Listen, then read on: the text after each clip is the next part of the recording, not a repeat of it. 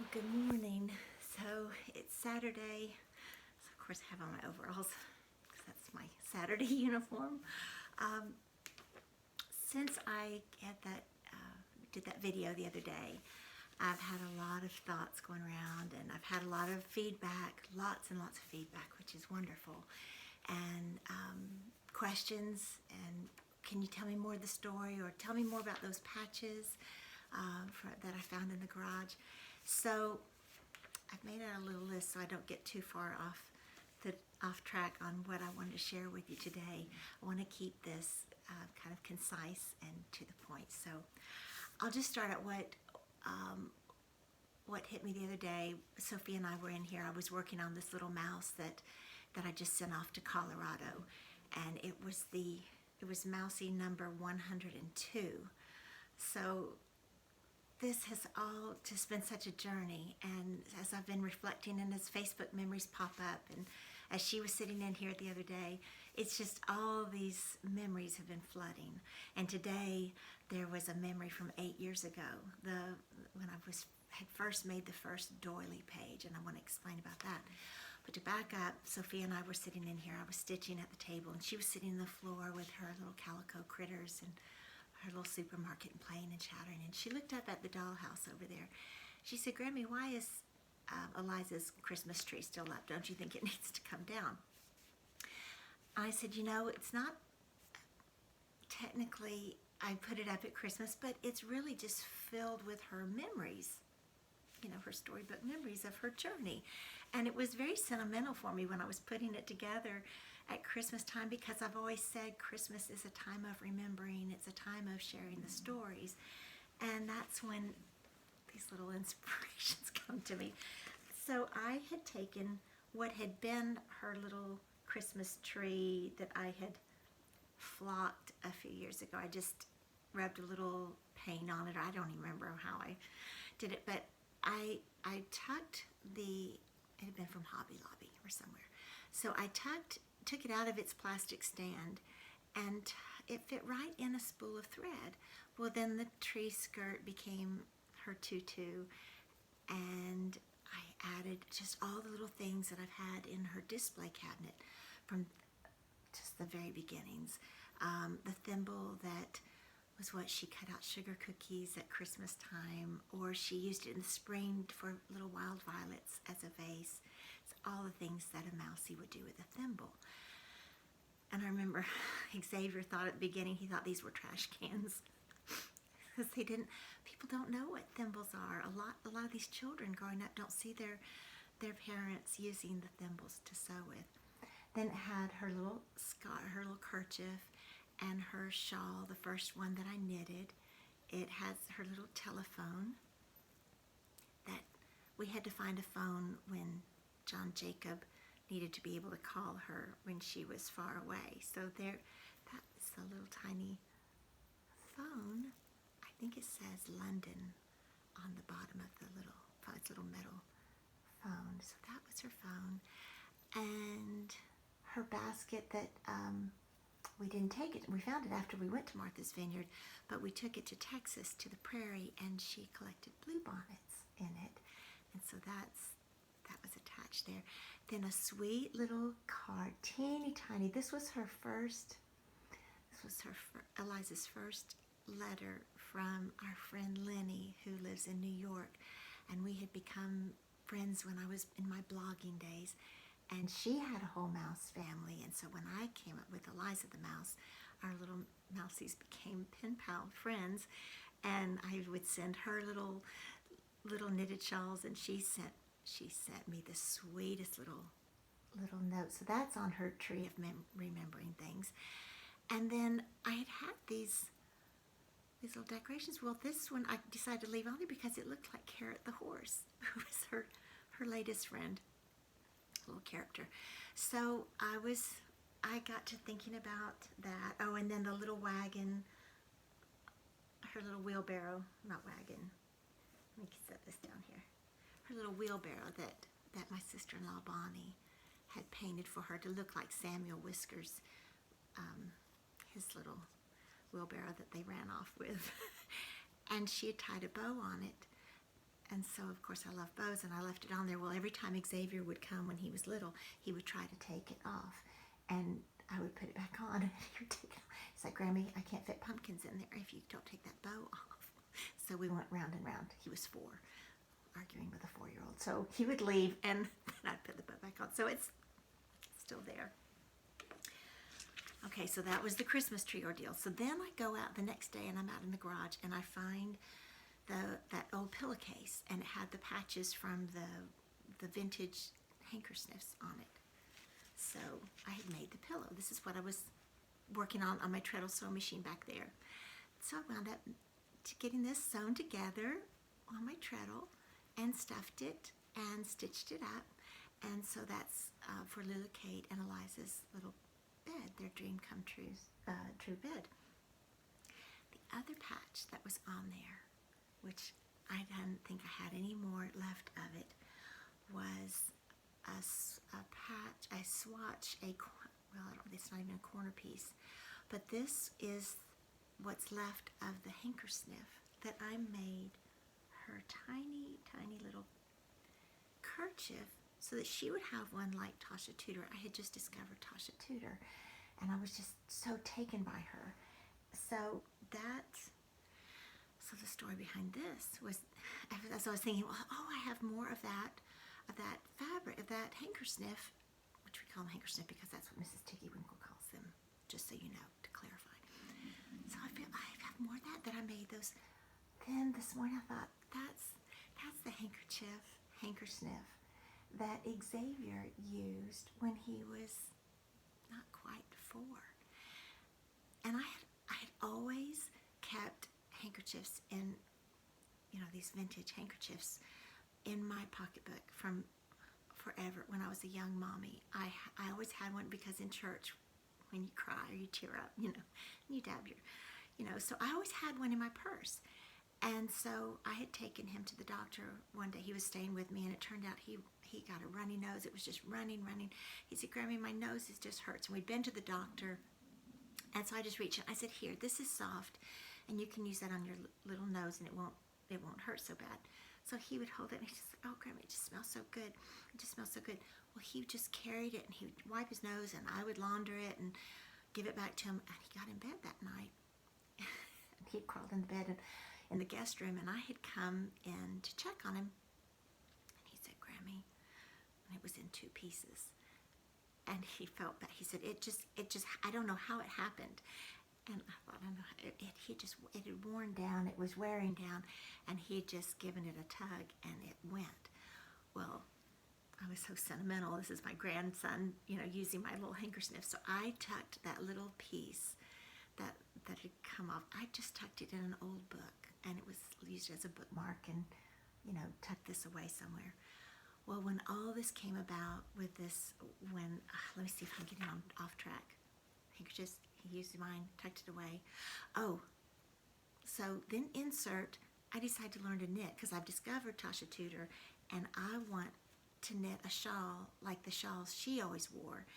And so I had tried to learn to knit the year before, and that was did not go at all. So when you see something that you think, I can't buy that, I'm going to have to learn how to make it. I'm going to have to learn how to knit.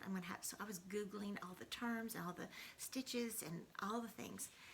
And this was one of I made one like this, and then I made 2 more. So this is like the 3rd one of these that I knit. And I pulled out as I was knitting and working with this yarn that was wool, and my hands were just raw, but I would hold it up and I would show Tim. I'm like, what do you think? And he's like, Christy, I'm impressed. I thought, well, if that impressed him, what else could I do? What else could I make? And because that was just, to me, that was affirmation.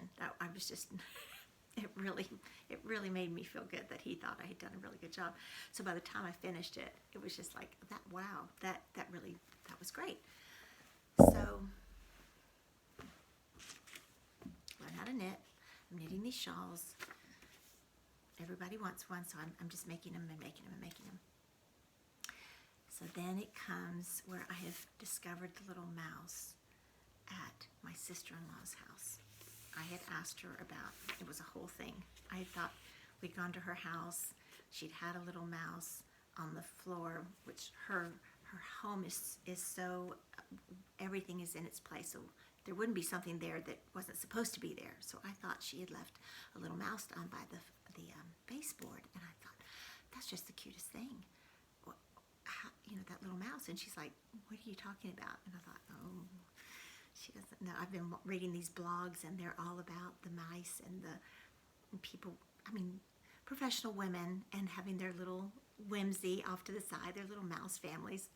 So I was just like, no, never mind. She's like, no, now you have to tell me. And so I told her the whole thing about the mousies, and she said, Christy, that's Matilda's mouse. And I'm like, of course it is. Well, the next time we went over there, she had made one. She made a standing up mouse. And that's City Mouse. If you follow along with the books, that's Cousin City Mouse. Well, I said, that's the cutest thing. You're going to have to make me one. She's like, I don't think so. And I said, well, you have to, She said, I'll give you the stuff and you can make it. I'm like, okay, thank you, Bonnie.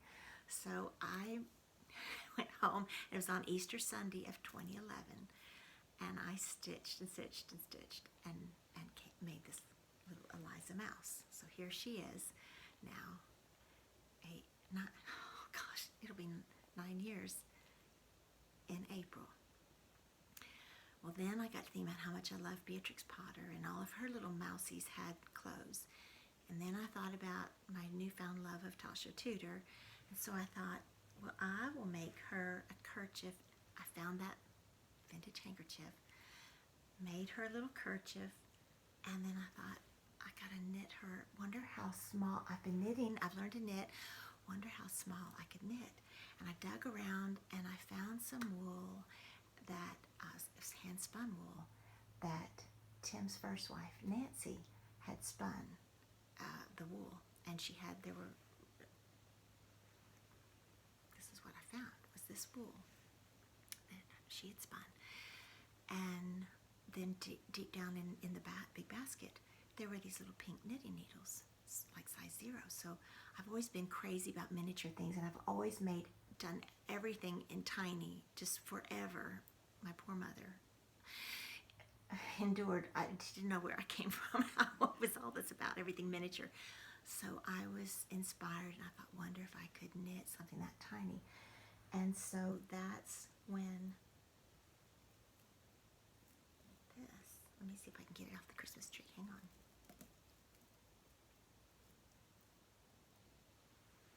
So I did. I knitted this little tiny triangle, and I thought, how am I going to get that to stay on the mouse?